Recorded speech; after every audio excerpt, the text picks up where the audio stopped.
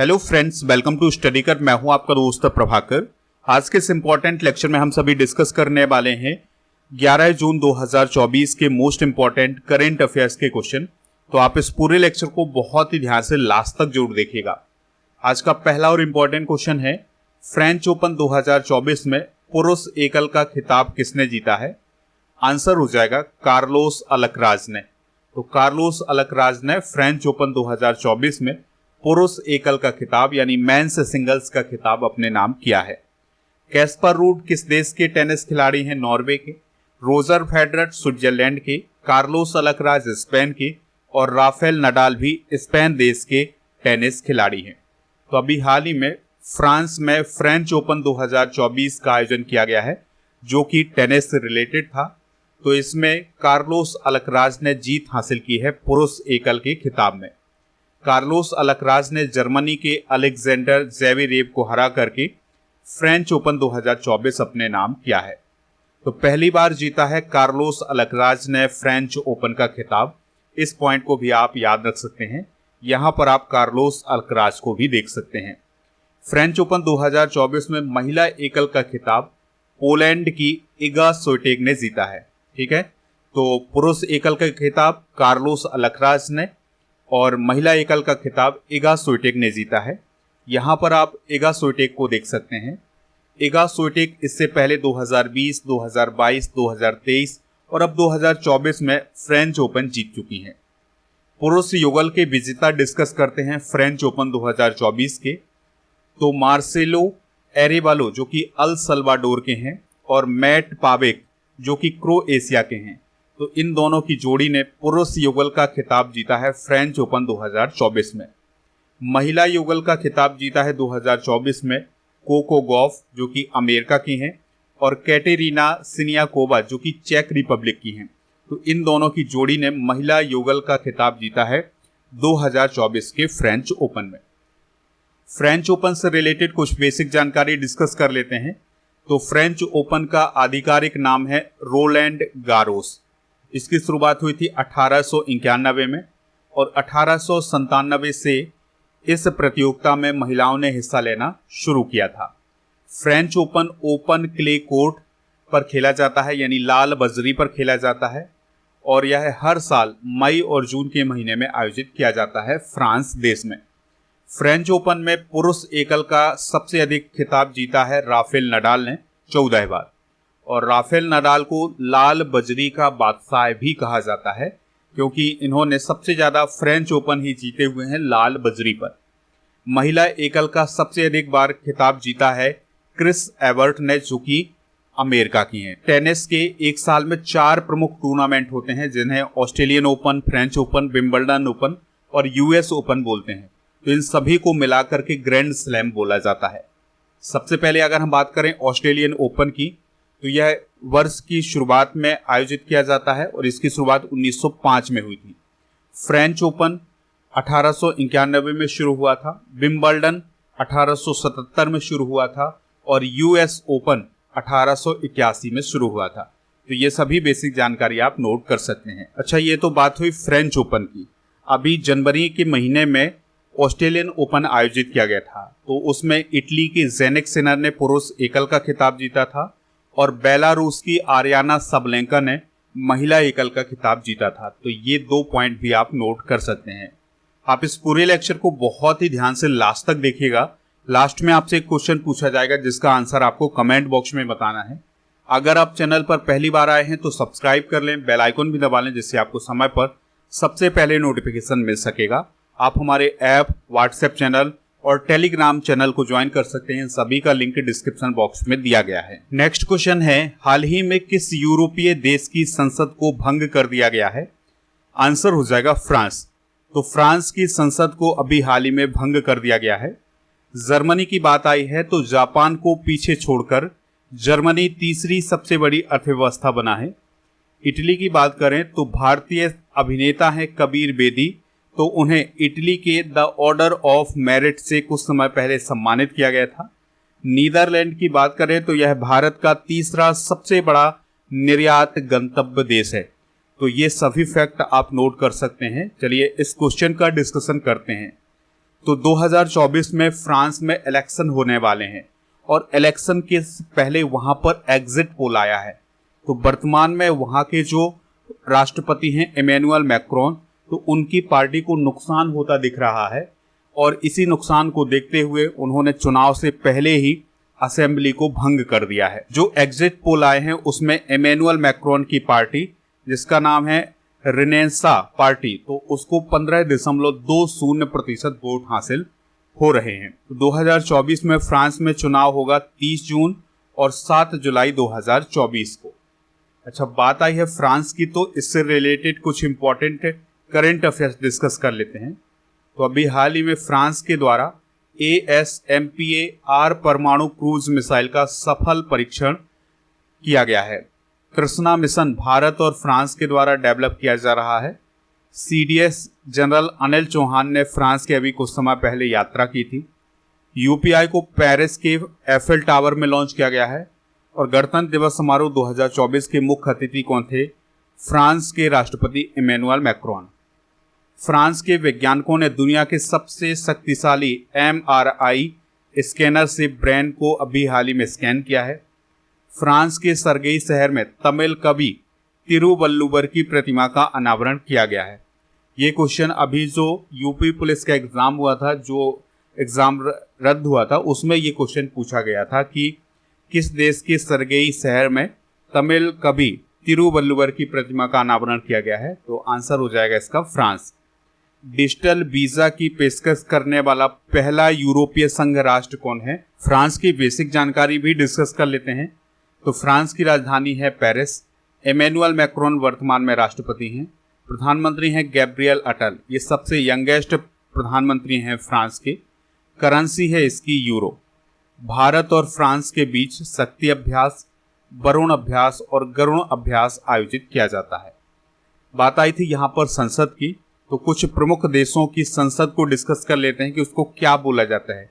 जैसे भारत में संसद को पार्लियामेंट बोला जाता है, अफगानिस्तान में सोरा बोला जाता है, भूटान में सोगदो बोला जाता है, आइसलैंड में अलथिंग बोला जाता है, और ईरान में मजलिस, और इजराइल में नेसेट, आयरलैंड में ओई रेचटॉस और लग्जमबर्ग में चैम्बर ऑफ डिप्टीज बोला जाता है, लिथुआनिया में सीमास और बांग्लादेश में जातीय संसद, और लातविया में सेइमा, मंगोलिया में खुराल, और रूस की संसद को ड्यूमा बोला जाता है, और पाकिस्तान की संसद को नेशनल असेंबली बोला जाता है। बात करें अगर हम भारतीय संसद की, तो भारतीय संविधान में संसदीय प्रणाली ब्रिटेन देश से ली गई है। इस पॉइंट को आप याद रखिएगा। भारतीय संसद का वर्णन अनुच्छेद 79 में किया गया है। भारतीय संसद के 3 भाग होते हैं, लोकसभा, राज्यसभा और राष्ट्रपति। तो निम्न सदन होता है लोकसभा, उच्च सदन होता है राज्यसभा। तो लोकसभा का वर्णन अनुच्छेद 81 में किया गया है। लोकसभा में कितने सदस्य चुन करके आते हैं? 543।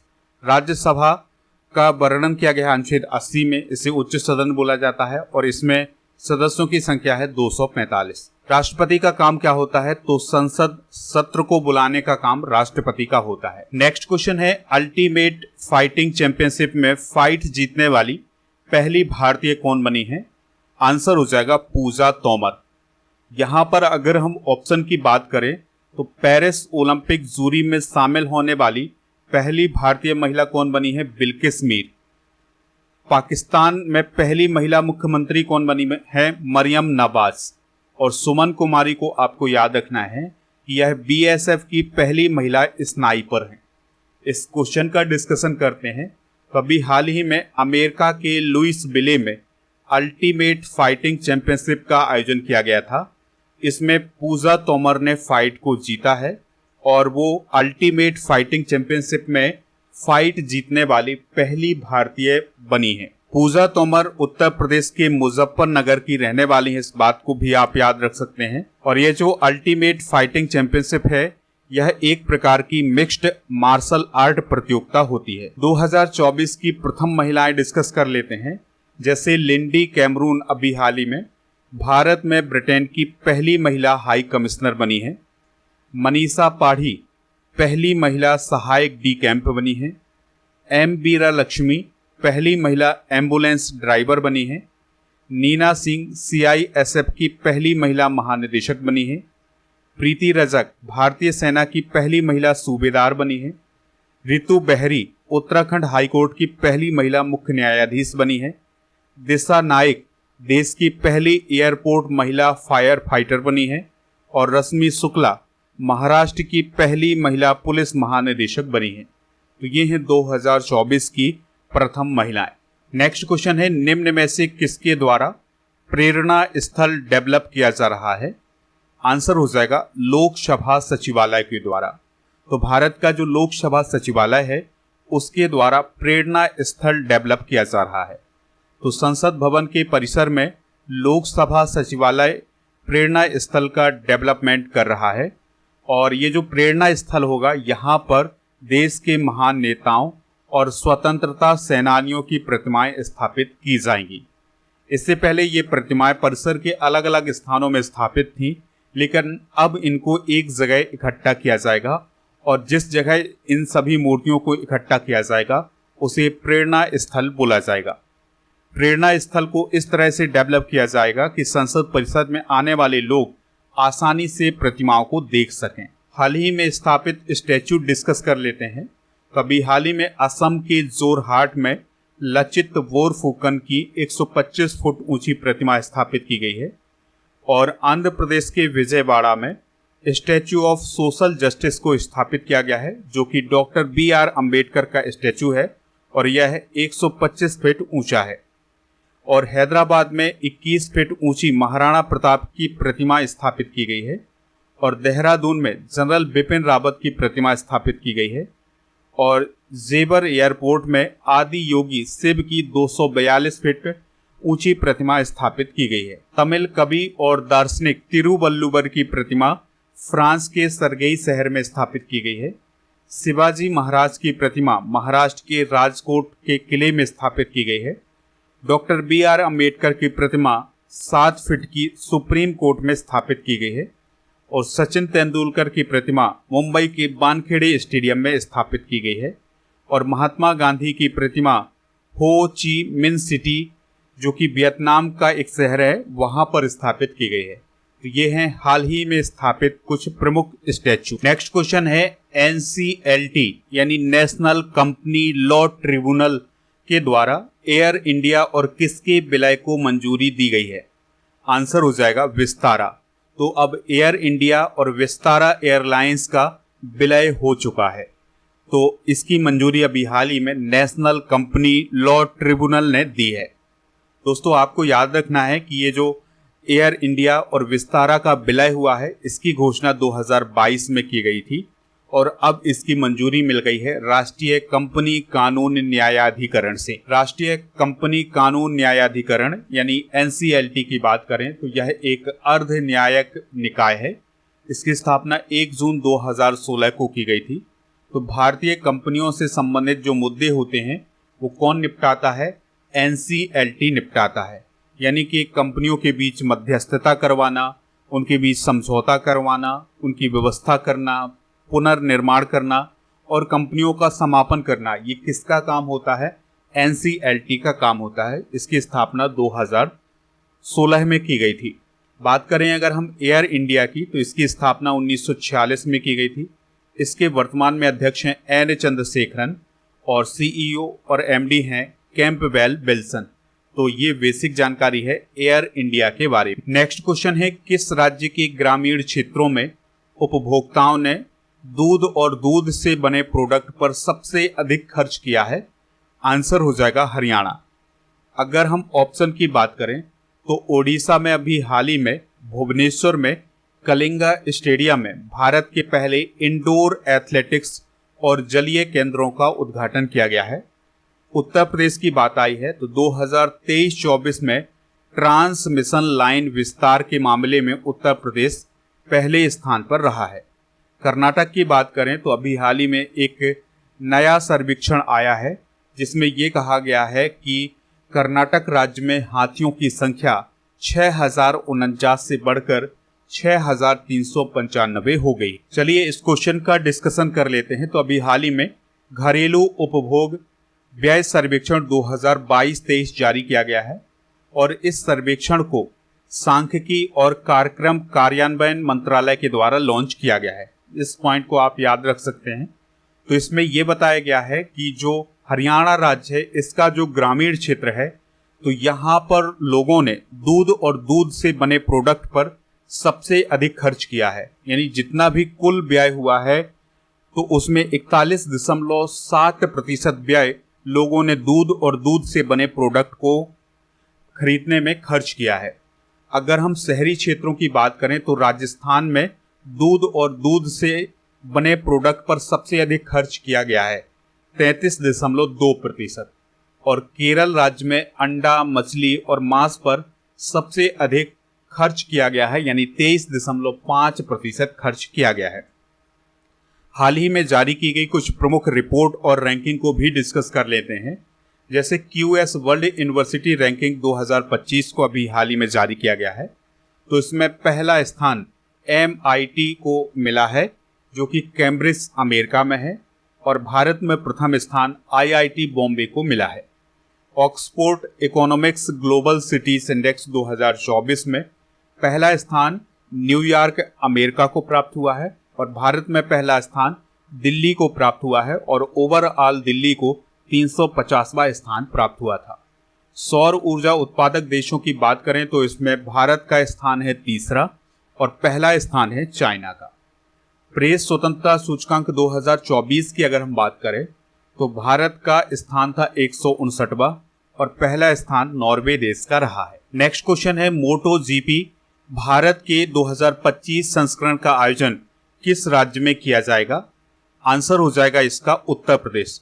तो 2025 में जो मोटो ग्रैंड प्रिक्स का आयोजन किया जाएगा भारत में, उसका आयोजन उत्तर प्रदेश में किया जाएगा। ऑप्शन की बात करें तो WWF विश्व जूनियर बैडमिंटन चैंपियनशिप 2025 का आयोजन गुवाहाटी असम में किया जाएगा, और उत्तराखंड राज्य में 38वें नेशनल गेम्स आयोजित किए जाएंगे 2024 में। और तमिलनाडु की बात करें तो यहाँ पर खेलो इंडिया यूथ गेम्स 2024 इस साल आयोजित किए गए थे। चलिए इस क्वेश्चन का डिस्कशन करते हैं। तो मोटो जीपी इंडिया का आयोजन 2025 से लेकर 2029 तक गौतम बुद्ध नगर के ग्रेटर नोएडा के बुद्ध सर्किट में किया जाएगा। तो दोस्तों, गौतम बुद्ध नगर के ग्रेटर नोएडा में बुद्ध सर्किट स्थित है, तो यहीं पर मोटो जीपी इंडिया का आयोजन 2025 से 2029 तक किया जाएगा। चलिए आगामी खेल प्रतियोगिताएं डिस्कस कर लेते हैं कि आने वाले समय में किस देश में कौन सी खेल प्रतियोगिता आयोजित की जाएगी। जैसे फीफा महिला विश्व कप 2027 का आयोजन ब्राजील में किया जाएगा। वर्ल्ड एथलेटिक्स चैंपियनशिप 2027 का आयोजन बीजिंग चाइना में किया जाएगा। थॉमस और उबेर कप 2026 का आयोजन डेनमार्क में किया जाएगा। ग्रीष्मकालीन ओलंपिक 2024 का आयोजन पेरिस फ्रांस में किया जाएगा। ग्रीष्मकालीन ओलंपिक 2028 का आयोजन लॉस एंजल्स अमेरिका में किया जाएगा, और ग्रीष्मकालीन ओलंपिक 2032 का आयोजन ब्रिस्बेन ऑस्ट्रेलिया में किया जाएगा, और एशियन गेम्स 2026 का आयोजन आईची नागोया जापान में किया जाएगा, और फीफा वर्ल्ड कप 2026 का आयोजन कनाडा, मैक्सिको और अमेरिका में किया जाएगा। क्रिकेट विश्व कप 2027 का आयोजन दक्षिण अफ्रीका, नामीबिया और जिम्बाब्वे में किया जाएगा। नेक्स्ट क्वेश्चन है best conduct of business regulator का पुरस्कार किसे प्राप्त हुआ है? आंसर हो जाएगा सेबी को। तो भारतीय संस्था सेबी को best conduct of business regulator पुरस्कार से अभी हाल ही में सम्मानित किया गया है। NHPC की बात करें तो इसे अभी हाल ही में the Economic Times HR world future ready organisation award 2024-25 से सम्मानित किया गया है। अभी हाल ही में C.DOT जो कि भारत की एक संस्था है, तो इसे संयुक्त राष्ट्र का WSIS 2024 चैंपियन पुरस्कार प्राप्त हुआ है, और जो निमहंस नामक संस्था है, इसको अभी हाल ही में WHO नेल्सन मंडेला पुरस्कार से सम्मानित किया गया है। इस पॉइंट को आप याद रख सकते हैं। तो अभी हाल ही में एशियन बैंकर के द्वारा एशिया प्रशांत क्षेत्र में best conduct of business regulator का अवार्ड सेबी को प्रदान किया गया है। बात करते हैं सेबी की, तो इसे security exchange board of India के नाम से जाना जाता है। इसका गठन हुआ था 12 अप्रैल 1988 को, और इसे वैधानिक दर्जा प्रदान किया गया था 30 जनवरी 1992 को। मुख्यालय है इसका मुंबई में। अध्यक्ष है इसकी वर्तमान में माधवीपुरी बुच, और यह भारत में प्रतिभूति और कमोडिटी बाजार के लिए एक नियामक निकाय के रूप में काम करता है। नेक्स्ट क्वेश्चन है, भारत के एक्सिम बैंक ने अपना प्रतिनिधि कार्यालय कहाँ खोला है? आंसर हो जाएगा केन्या की कैपिटल नैरोबी में। तो केन्या की कैपिटल नैरोबी में भारत के एक्सिम बैंक के द्वारा अपना एक प्रतिनिधि कार्यालय खोला गया है। यहां पर बात आई है त्रिंकोमाली श्रीलंका की। तो त्रिंकोमाली श्रीलंका में SBI यानी स्टेट बैंक ऑफ इंडिया के द्वारा अभी हाल ही में अपनी एक शाखा का उद्घाटन किया गया है। अबू धाबी UAE की बात हुई है, तो अबू धाबी में CBSE के द्वारा अपना एक कार्यालय खोला गया है। कैंडी श्रीलंका की अगर हम बात करें तो यहाँ पर IIT मद्रास के द्वारा एक कैंपस स्थापित किया जाएगा। चलिए इस क्वेश्चन का डिस्कशन करते हैं। तो भारतीय निर्यात आयात बैंक, जिसे इंडिया एक्सिम बैंक के नाम से बोला जाता है, तो उसने अभी हाल ही में केन्या की राजधानी नैरोबी में पूर्वी अफ्रीका प्रतिनिधि कार्यालय का उद्घाटन किया है। तो यह इस क्षेत्र में भारत की व्यावसायिक उपस्थिति को बढ़ाएगा, यानी यह जो कार्यालय यहाँ पर स्थापित किया गया है यह भारत की व्यावसायिक उपस्थिति को बढ़ाने वाला है। इससे भारत, केन्या और पूर्वी अफ्रीका के बीच व्यापार और निवेश को बढ़ावा मिलेगा। दोस्तों, एक्सिम बैंक का काम क्या होता है? तो भारतीय निर्यातकों और विदेशों की सरकारों को ऋण प्रदान करना। तो भारतीय टेनिस खिलाड़ी हैं सुमित नागल, तो उन्होंने अभी हाल ही में जर्मनी में आयोजित की गई हेइल ब्रॉन नेकर कप 2024 प्रतियोगिता में पुरुष एकल का खिताब अपने नाम किया है। यह सुमित नागल का 6वां ATP चैलेंजर का खिताब है। इस जीत के साथ वह 2024 ग्रीष्मकालीन पेरिस ओलंपिक के लिए पात्र हो जाएंगे। सुमित नागल ने चेन्नई ओपन 2024 का भी खिताब अपने नाम किया था। इस पॉइंट को आप याद रख सकते हैं। बात आई है टेनिस की, तो टेनिस से रिलेटेड कुछ इंपॉर्टेंट कप और ट्रॉफियां डिस्कस करते हैं। तो Davis Cup, Hopman Cup, Australian Open, French Open, Wimbledon Open, US Open, Billie Jean King Cup जिसे फेड कप बोला जाता है, और U Thant Cup, Jayalakshmi Cup और श्वेत लिंग कप और त्रावणकोर कप और व्हाइट मैन कप, ये सभी कप टेनिस से रिलेटेड हैं। चलिए दोस्तों, अब हम कल के करंट अफेयर्स को एक बार रिवाइज कर लेते हैं, फिर जनरल नॉलेज के पिटारे को डिस्कस करेंगे। लास्ट में पूछेंगे आपसे क्वेश्चन जिसका आंसर कमेंट बॉक्स में देना है। कल का पहला क्वेश्चन था, यूनाइटेड नेशन ने किस देश को ब्लैक लिस्ट कर दिया है? इजराइल। PNB मेटलाइफ इंडिया के MD और CEO कौन बने हैं? समीर बंसल। तीरंदाजी विश्व कप 2024 के चरण 3 में भारत ने कितने मेडल जीते हैं? 5। EY world entrepreneur of the year का अवार्ड 2024 किसे प्रदान किया गया है? वेलायन सुबैया को। भारत और कौन सा देश मिलकर तृष्णा मिशन लॉन्च करेगा? फ्रांस। रामोजी राव का निधन हो गया है, वह कौन थे? तो वह एक मीडिया उद्यमी, फिल्म निर्माता और व्यवसायी थे। दुनिया का सबसे लंबा पैदल सस्पेंशन ब्रिज किस देश में खोला गया है? हंगरी में। लोकसभा चुनाव 2024 में जीतने वाली सबसे कम आयु की आदिवासी महिला कौन बनी है? Priyanka Jarkiholi. Bird flu virus के कारण पहली बार किसी व्यक्ति की मौत किस देश में हुई है? मैक्सिको में। लगातार तीसरी बार भारत के प्रधानमंत्री कौन बने हैं? नरेंद्र मोदी जी।